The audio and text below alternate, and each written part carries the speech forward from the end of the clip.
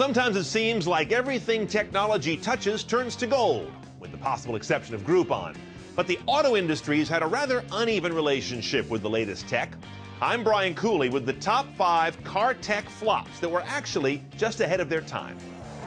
Number 5, hidden headlights. I put these down at number 5 because they did have a good run. What would my '67 Cougar be without them?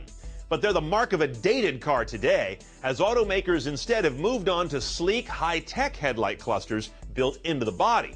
And they're all too happy to avoid the complication and cost of anything that pops up via a motor and a hinge in this electronic era.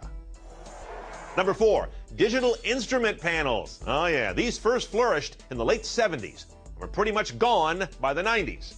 Horrid-looking digit displays that were hard to read, expensive to repair, and looked like something you made from a kit. A slew of Lincolns, Caddies, and even Aston Martins mistook this look for luxury. Today, its descendant, the LCD panel, is taking over. Number 3, brake-by-wire. Braking's a pretty basic thing in a car. You like it to work consistently.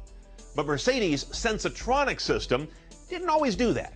It replaced the actual pumping of hydraulic fluid connected to the pedal with a digital sensor in the pedal that told a computer how to apply the brakes, except when it kind of didn't. Mercedes killed the system after 4 years of freaking people out.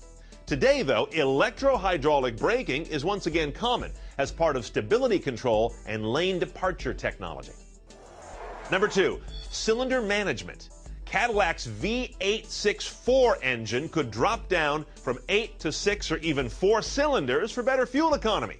Cool.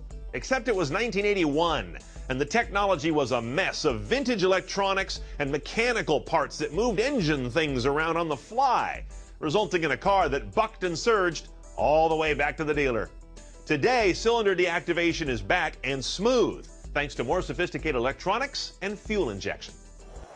But the number 1 flop in recent car tech history is BMW's iDrive.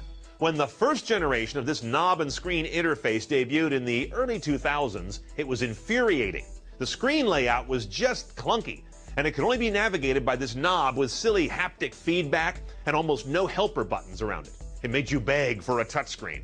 And it was the most universally hated car tech that I can recall. But look who's laughing now, as almost every car has some kind of similar human-machine interface, and BMW's current iDrive is one of the best. To stay on top of all the new car tech, future flops and otherwise, go to CNETOnCars.com. I'm Brian Cooley. Thanks for watching.